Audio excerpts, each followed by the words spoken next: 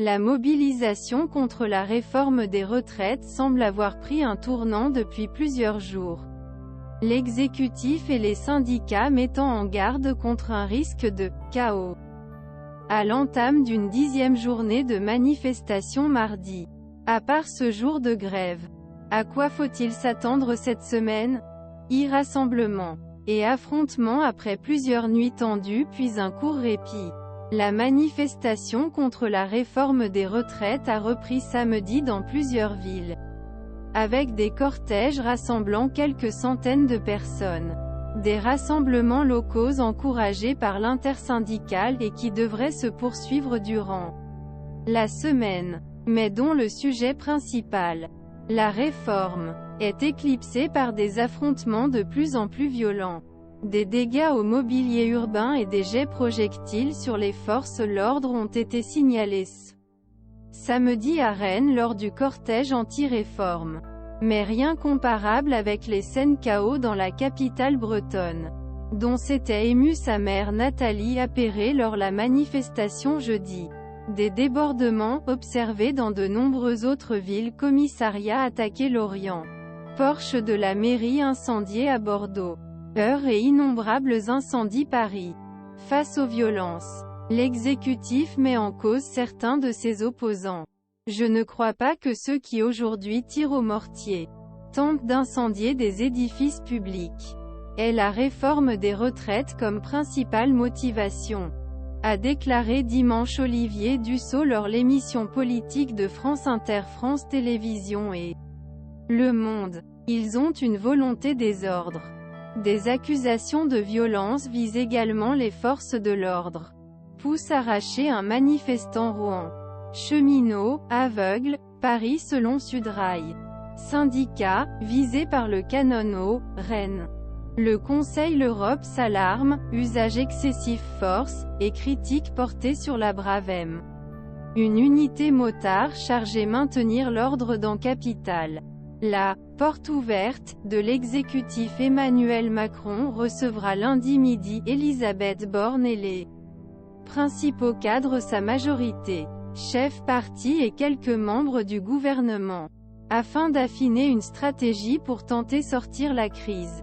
Un créneau est enfin prévu pour d'éventuelles rencontres avec les organisations syndicales et patronales la semaine suivante du 10 avril, a indiqué le Premier ministre. Évidemment, et il y a un moyen très simple de l'obtenir. C'est de retirer le texte, a estimé dimanche Jean-Luc Mélenchon sur LCI *. Le sujet, c'est si Madame Borne devait partir. Évidemment oui, a ajouté l'ancien candidat LFI à la présidentielle. Dans un entretien au magazine Le Grand Continent, patron la CFDT esquisse une porte de sortie en suggérant que les syndicats demandent, non pas le retrait de la loi, mais sa suspension. Ce qui laisserait selon lui temps, de trouver un compromis social plus intelligent.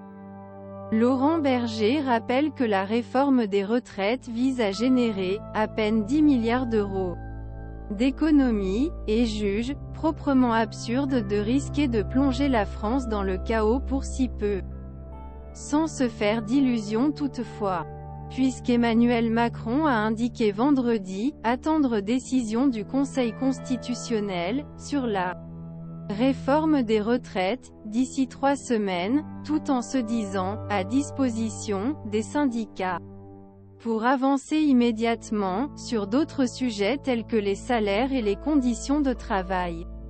Ma porte est ouverte et celle de l'Élysée aussi. Sur tous les sujets qui sont devant nous, a glissé M. Dussopt assurant qu'il n'y aura pas de pause dans les réformes.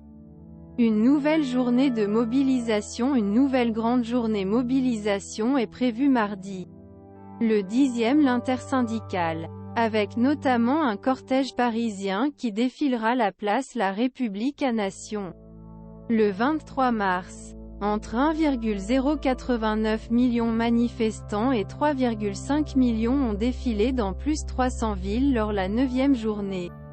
Mobilisation contre la réforme. Chargement grève renouvelable dans les transports ce lundi. La SNCF prévoit 4 TGV 5, 2 TER sur 3 et 2 Intercités 3.